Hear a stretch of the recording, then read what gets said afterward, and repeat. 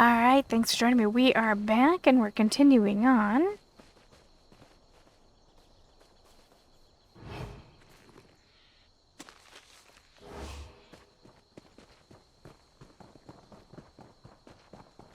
I stole for nothing. Nothing. I understand you were instrumental in crushing the Daggerfall army at Devon's Watch.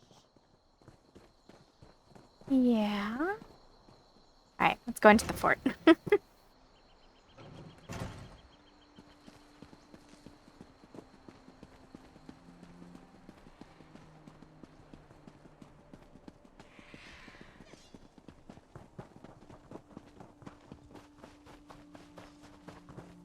Going in here, and it looks like there's probably going to be a lore book in here. I think, or behind it. I'm not sure.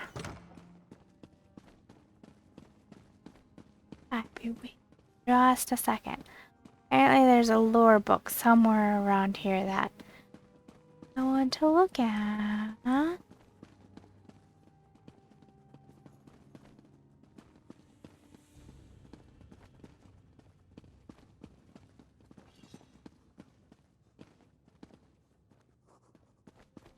There's maybe?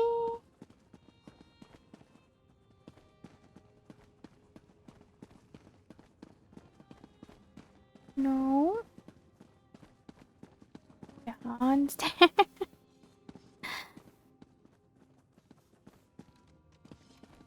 Xander, do you see a blue glowing book? Oh wait, you know what I should probably check? Should probably check here and make sure that I am...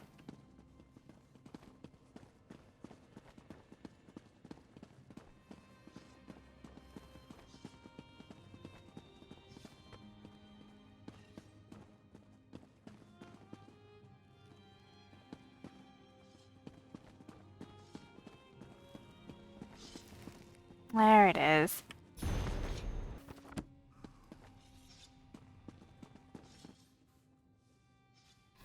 Alright, Ancient Scrolls of Demer IA, The Ransom of Zarek, Part 1. Jelamil stood in her garden and read the letter her servant had brought her. The bouquet of roses in her hand fell to the ground. For a moment it was as if all birds had ceased to sing and a cloud had passed over the sky. Her carefully cultivated haven seemed to flood over with darkness. "We have thy son," it read. "We will be in touch with thee shortly, with our ransom demands. Zarek had never made it as far as Akun after all.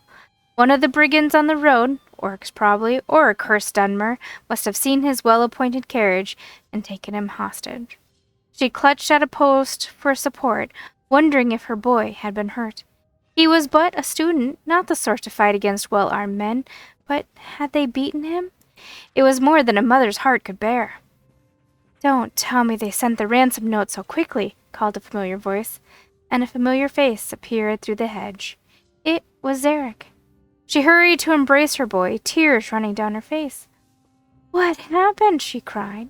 "I thought thou had been kidnapped." "I was," said Zarek. "3 huge soaring Nords attacked my carriage on the Frimborn Pass. Brothers, as I learned, named Matthias, Olnin, and Korg. Thou shouldst have seen these men, mother. Each one of them would have had trouble fitting through the front door, I can tell thee." "What happened?" she repeated. "Wert thou rescued?" "I thought about waiting for that, but I knew they sent off a ransom note, and I know how thou dost worry. So I remembered what my mentor at Akun always said about remaining calm, observing thy surroundings, and looking for thy opponent's weakness." He grinned. "It took a while, though, because these fellows were truly monsters. But then, when I listened to them bragging to one another, I realized that vanity was their weakness." "What did thou do?" "They had me chained at their camp in the woods not far from Chow, on a high knoll looking over a wide river. I heard one of them, Korg, telling the others that it would take the better part of an hour to swim across the river and back. They were nodding in agreement when I spoke up. 'Oh, I could swim that river and back in 30 minutes, I said. "Impossible," said Korg. "I couldn't swim faster than a little whelp like thee." So it was agreed that we would dive off the cliff, swim to the center island, and return. And as we went to our respective rocks, Korg took it upon himself to of all the fine points of swimming, the importance of synchronized movements of the arms and legs for maximum speed, and how essential it was to breathe after only the third or fourth stroke, not too often to slow thyself down, but not too little to lose one's air. I nodded and agreed to all his fine points. Then we dove off the cliffs. I made it to the island and back in a little over an hour, but Korg never returned. He had dashed his brains at the rocks at the base of the cliff. I had noticed the telltale signs of underwater rocks and had taken the diving rock on the right. But thou returned? She asked, astounded. Was that not when thou escaped? Oh, it was too risky to escape then, he said. They could have easily caught me again, and I wasn't keen to be blamed for Korg's disappearance. I said I did not know what happened to him, and after some searching, they decided he'd forgotten about the race and had swum ashore to hunt for food. They could not see how it could have had anything to do with his disappearance, as fully visible as I was throughout my swim. The two brothers began making camp along the rocky cliff edge, picking an ideal location so that I would not be able to escape. One of the brothers, Matthias, began commenting on the quality of the soil and the gradual incline of the rock that circled around the bay below. It was ideal, he said, for a foot race. I expressed my ignorance of the sport, and he was keen to give me details of the proper technique for running a race. He made absurd faces showing how one must breathe in through the nose and out through the mouth, how to bend one's knees to a proper angle on the rise, and the importance of sure foot placement. And most important, he explained, was that one must keep an aggressive but not too strenuous pace if one intends to win. It is fine to run in second place through the race, he said, provided one has the willpower and strength to pull out in the end. I was an enthusiastic student, and Matthias decided that we ought to run a quick race around the edge of the bay before nightfall. Malone told us to bring some firewood when we came back. We began at once down the path, skirting the cliff below. I followed his advice about breath and gait and foot placement, but I ran with all my power right from the start. Despite his much longer legs, I was a few paces ahead, and we rounded the first corner. With his eyes on my back, Matthias did not see the gap in the rock that I jumped over, and he plummeted over the cliff before he had a chance to cry out. I spent a few minutes gathering some twigs before I returned to the camp. Oh, that's the end of the story. I wanted more. All right. I guess that's why it's part 1. Okay, this is the one I wanted to read you guys because I thought it was cute. It's a story about two brothers, but the spiders in that one cave was making it impossible. Anyway, the chopping block. You tricked me, cried Thrador. He stopped short and dropped his axe as he rounded the corner of the longhouse, face to face with a fresh stack of logs next to the chopping block. You promised you were going to teach me to fight like you. And I am, little brother, if you'll show any patience, chuckled Thorlor. If you want to learn to use the axe, you have to start with the basics. You think you'll be able to cleave an enemy's skull if you can't split firewood? That's easy. I'll show you. Thrador snatched up his weapon, a battered iron cast off from his brother's younger days, and charged the block. With a mighty yell, he closed his eyes and swung the axe over his head with all the strength he could muster, dragging forward as the blade sailed past the log and lodged itself in the dirt. Not so easy, is it? You've got some power there, but that won't help if you can't hit what you want. Here, watch me. He demonstrated with a few chops. See how I keep my eyes on the target the whole time and take a solid stance. Now you try again. They chopped wood on until the evening, until Thrador's arms felt weak and his hands burned where they gripped the haft. He trained like this for many weeks, simply chopping wood until he could chop a whole cord without a break, with only one hand on the axe. And one morning, to his delight, he came to the yard for his daily practice, only to find his brother standing next to the construction of stuffed sacks and sticks, painted with the roaring lion of the Daggerfall Covenant. You have more strength and good aim now, but let's see how you do with a different target. Come and show this filth what the Nord can do. He tossed his little brother a makeshift wooden shield and spent the morning calling out targets and waving the dummy's arms as Thrador hacked away while attempting to block the flimsy blows. I can't wait to try out Trollfang on a real one. Thrador breathed heavily as the two took a break in the shade of a nearby tree. Is that what you named it, then? Well, let's hope it doesn't come to that so soon, he replied.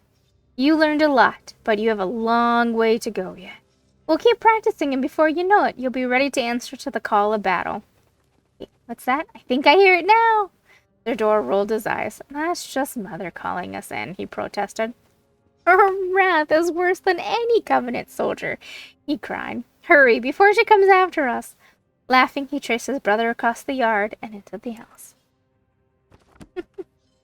Okay. I thought it was a cute book. And I'm sorry, if it sounds like I am chewing or sucking on a cough drop, I am. The Canadian wildfires are killing my allergies and my breathing ability. So, the cough drop is a must.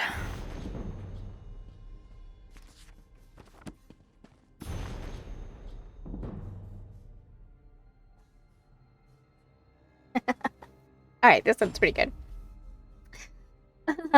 Alchemy, discovering traits. The method by which an alchemist learns the traits of various regions is by tasting them. The key word here is taste.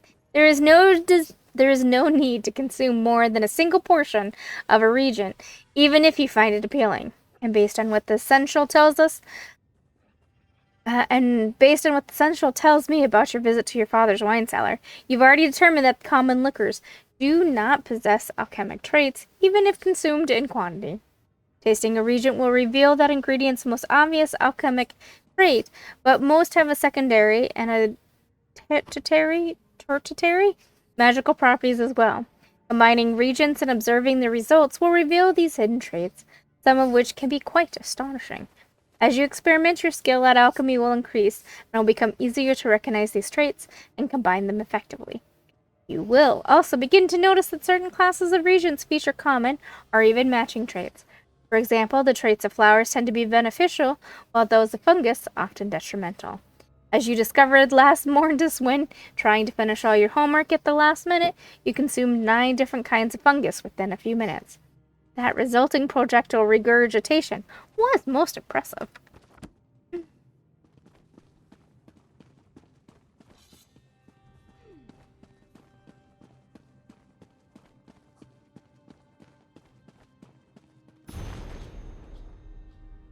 Wait till next time. Since King Korrig signed the Daggerfall Covenant Treaty, I've been taking advantage of our new lack of restrictions on travel to look for trading opportunities from Ursinum to High Rock and Hammerfell. As I expected, I frequently had to put up with being snubbed, talked down to, and to pretend I didn't hear the orc jokes told loudly at a nearby table in a tavern, or I didn't see the guardsmen spit in my tracks after I passed. What I wasn't prepared for, however, was the number of Bretons and Redguards I've met who spoke about orcish forthrightness and was about the way we quickly settle our disagreements, albeit with blades, and then move on without holding a grudge. Stupid humans. They don't realize that forgiveness is only for other orcs. They don't know that the Code of Moloch demands that a price be paid for every grievance, no matter how long it takes to exact it. They think that, now we're enthusiastic members of their precious covenant, we'll forget about raising of the Ursinum and let bygones be bygones. They smile at me with their foolish tuckless grins, and I smile back and nod and make an elf joke. But inside, I know that the sack of Ursinum will be paid for many times over, and the Bretons and the Redguards will never even see it coming, because they don't know the secret motto that's graven on every orc's heart. Wait till next time.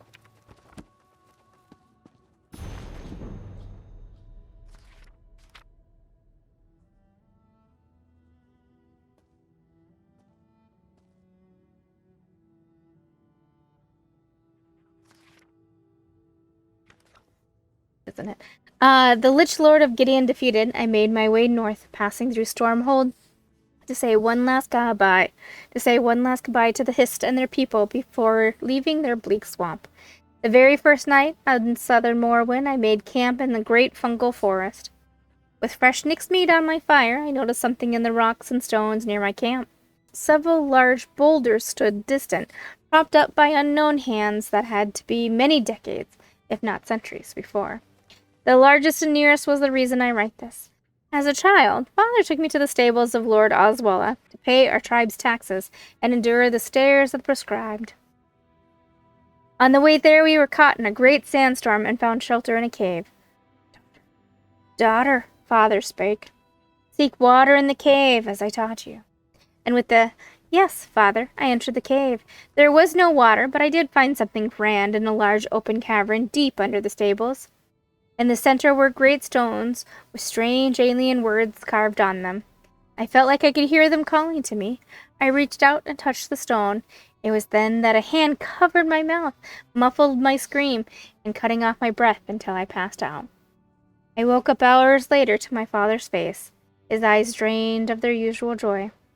Daughter, we must leave this place. More will come. He never told me what befell my attackers. From the stains on his clothes, I would guess that it was a grim fate.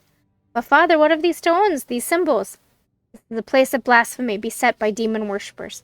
See here, this word is in the dark speech of the Daedra. It says Cold Harbor. So imagine my surprise, O reader, when I looked upon the Morrowind stone in the light of the campfire, my belly full of nix meat, and saw words written in the same dark speech. The same words I had looked upon as a child, and on the same sort of stones. Cold Harbor calls, Nern obeys. Cold Harbor calls, Nern obeys. I think we got them all. Remember?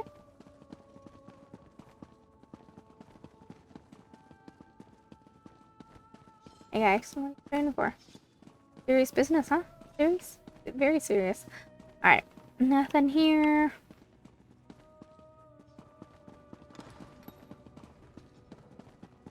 Yeah. Alright.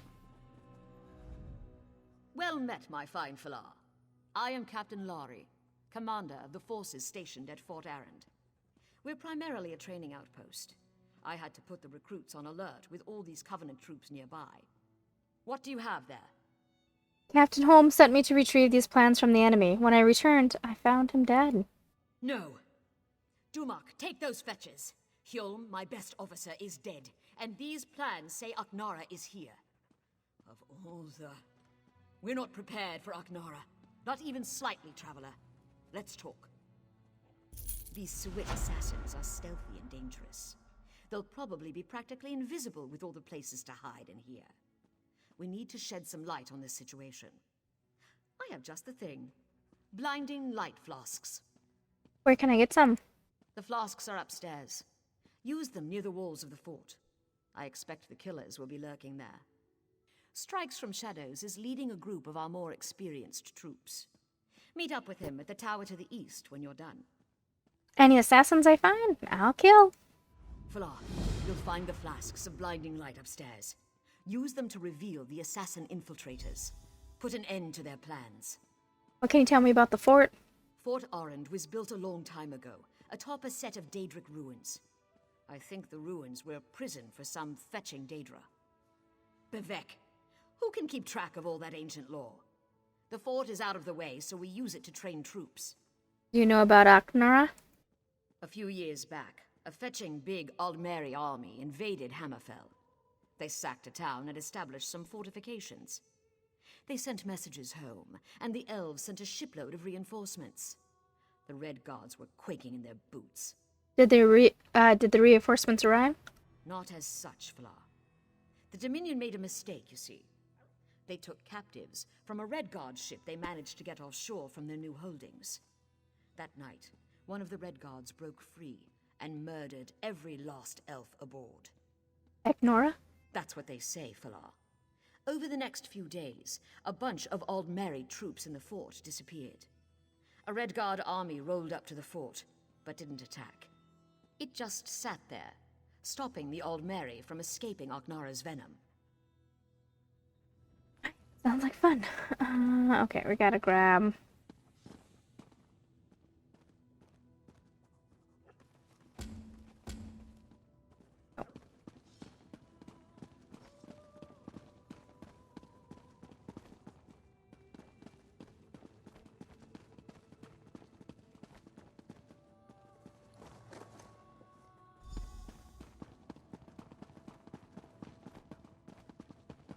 Right, Xander, we gotta go cause some mayhem and trouble. You up for it? Agnara will send up a flare when she's in place. At that point, assault the fort. You should encounter minimal resistance.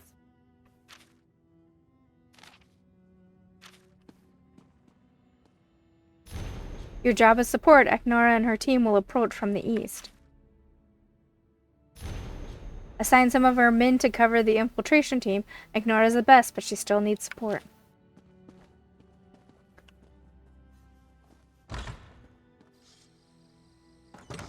Oh good, and it's nighttime. That seems like fun, right? Am I doing this from the outside or the inside?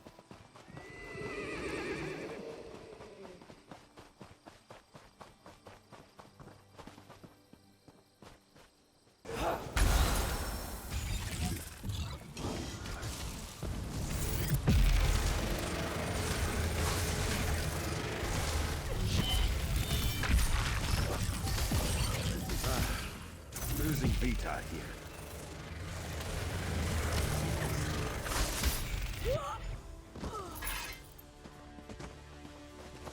You die. Dude. Yeah, dork.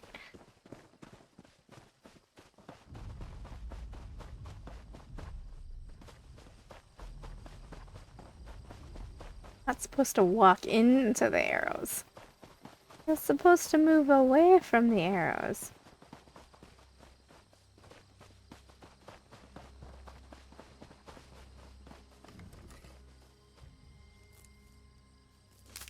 Quality material makes for quality goods.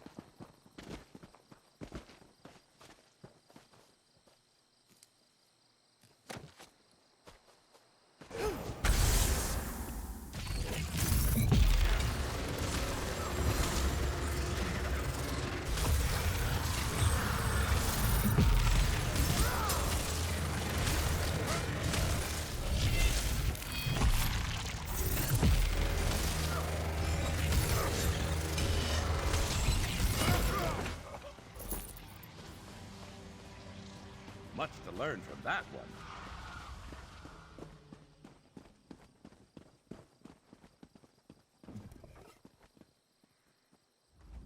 The soldier has several stab wounds in her back and her neck. The assassins must have ambushed her. Some will want to cross the floor and use the trapdoor in the corner. Strikes from shadow may be down there.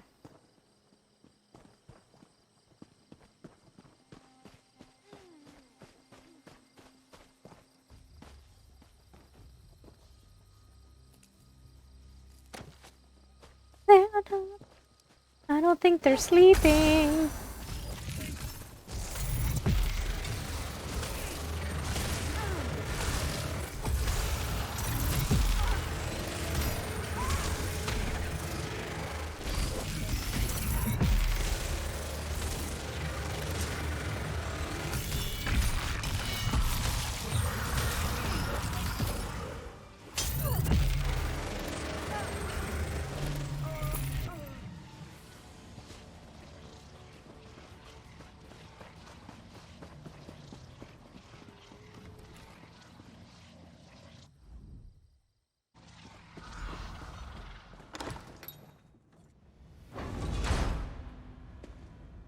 Are the assassins now feeding the earth with their blood and bone?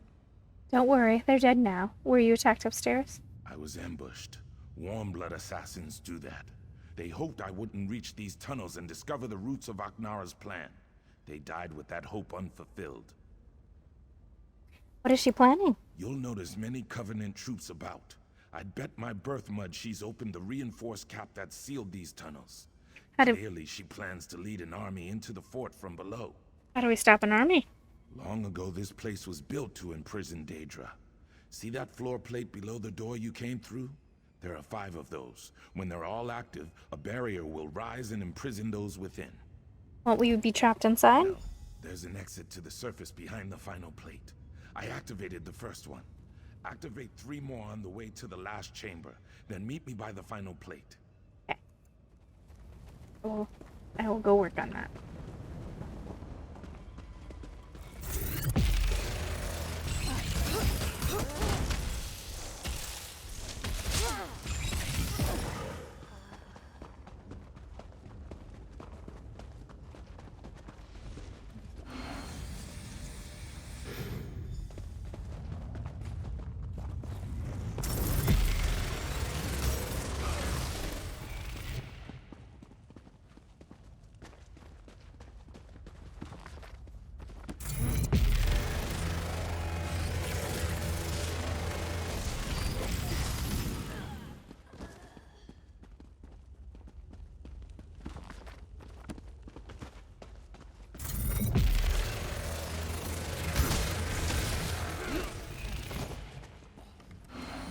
Twitching tentacles.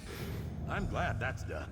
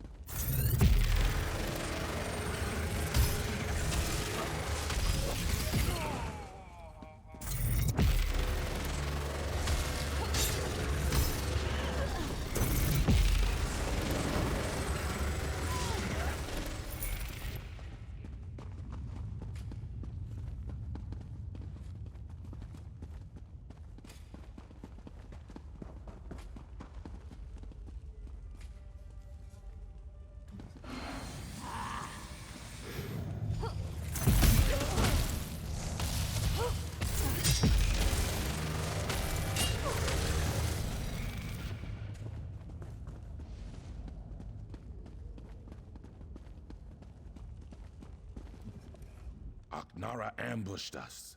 She used a flask of blinding light to stun us, then ran back through the door behind me. Were you able to activate the plates? Yep. Good. I'll activate this last one. Once I do, the other barriers on all 5 will harden like a shell. While I do this, you must slay Aknara before she slithers away again. Leave you behind? Baertram chased after Aknara. He'll need your help more than I do. Look for him. I'm sure he's wounded, if not dead. Once this is done, use the trapdoor atop the bluff. It leads to the command post below.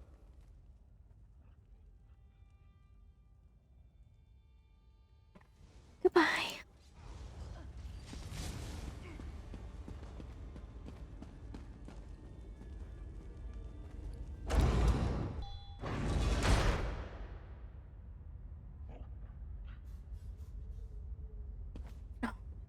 This is pitch black. What was that about?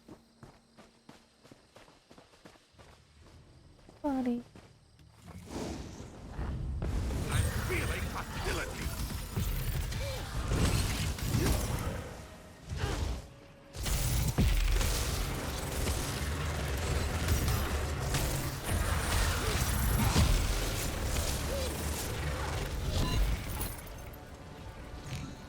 There's more where that came from.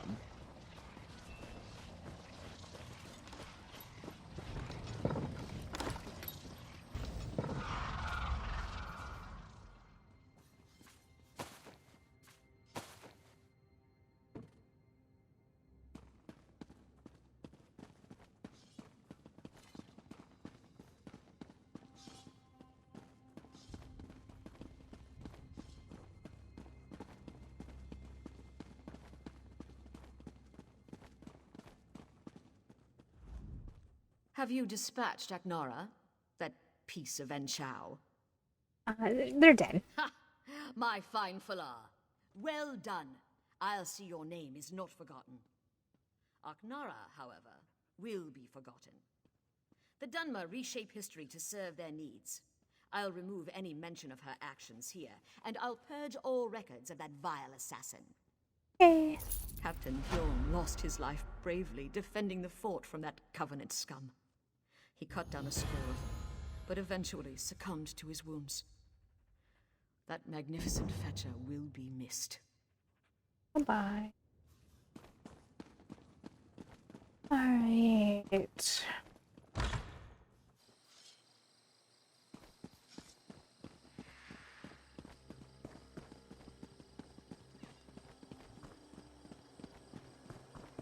Davon's watch would have been overrun if you hadn't been there. You.